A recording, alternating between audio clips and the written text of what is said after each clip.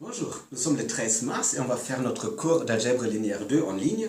Je suis dans mon bureau et je suis en même temps metteur en scène et présentateur. Donc n'attendez-vous pas à ce que la qualité soit parfaite, mais j'espère que ça ira. Sinon, la semaine prochaine, on fera avec une autre résolution, avec d'autres moyens. Mais pour l'instant, on fait comme ça. Je m'attends à ce que vous avez les notes de cours avec vous et vous pouvez interrompre la vidéo à tout moment. Et je vais aussi interrompre la vidéo pour écrire parfois, pour épargner un peu de taille. D'accord? Donc nous sommes dans le chapitre sur le polynôme caractéristique. Et je vous rappelle l'exemple par lequel on a terminé la dernière fois. On avait regardé la matrice M qui était 5, 1, moins 4, 10. Et on avait calculé le polynôme caractéristique. Le polynôme caractéristique de M, c'était x au carré moins 15x plus 54. Et on avait fait le calcul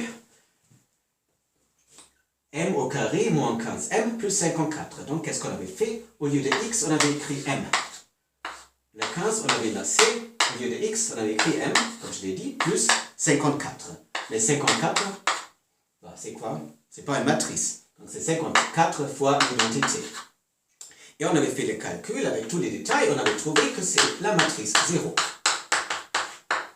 Et je vous ai dit que ça, c'est un cas spécial du théorème de Cayley-Hamilton, qui est le premier théorème qu'on veut regarder maintenant. Là, je vous ai mis un autre exemple ici pour vous expliquer encore une fois comment on évalue un polynôme ou une matrice. Donc j'ai pris n'importe quel polynôme, le premier qui m'est venu à l'esprit. Et après, au lieu de f de x, j'ai écrit f de m. Et j'ai remplacé tous les x par m. Le seul endroit où il faut faire attention, c'est le dernier coefficient, le 4 fois 1. Mais 1, c'est en fait x à la puissance 0. Et on peut dire que la matrice m à la puissance 0, c'est l'identité. Donc c'est ça, on remplace x par m pour évaluer un polynôme en m. Okay. Voici le théorème de Cayley-Hamilton. C'est le théorème 5-10 dans nos notes. C'est exactement ce que j'ai expliqué dans l'exemple précédent. On se donne une matrice carrée.